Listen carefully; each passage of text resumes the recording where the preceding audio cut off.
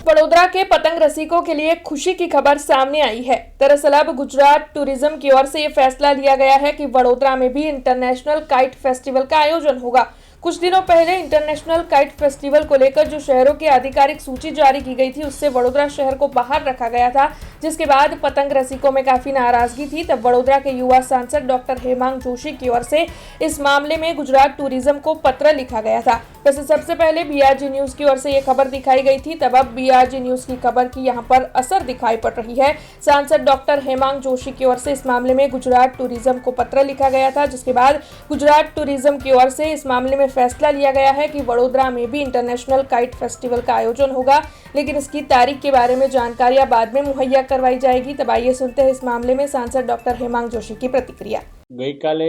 આપના જાગૃત મીડિયા તથા ઘણા બધા પતંગ રસિકોના માધ્યમથી મારી પાસે આ રજૂઆત આવી હતી કે વડોદરાની અંદર વર્ષોથી યોજાતો કાઇટ ફેસ્ટિવલ કે જે સરકારશ્રી દ્વારા એમના સહયોગથી આ કાઇટ ફેસ્ટિવલ યોજાતો હોય છે, એ કાઇટ ફેસ્ટિવલની અંદર આ વખતના જેટલા પણ લોકેશન છે એમાં વડોદરાને બાકાત રાખવામાં આવ્યું છે। આ બાબતે મેં વિભાગને જાણ કરી અને એમની સાથે ટેલિફોનિક ચર્ચા કરી અને જે ઉચ્ચ અધિકારીશ્રીઓ છે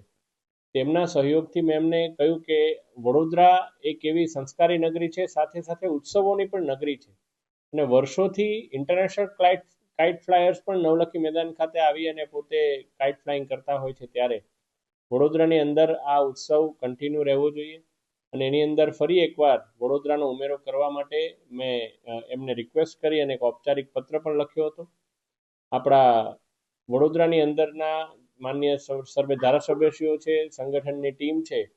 તમામનું પણ આ બાબતે એક જ સૂચન હતું કે વડોદરાને ફરી એકવાર આ જગ્યા કાઇટ ફેસ્ટિવલ માટેની મળવી જોઈએ અને હમણાં જ મને એક મૌખિક સૂચના સરકારશ્રી તરફથી આવી છે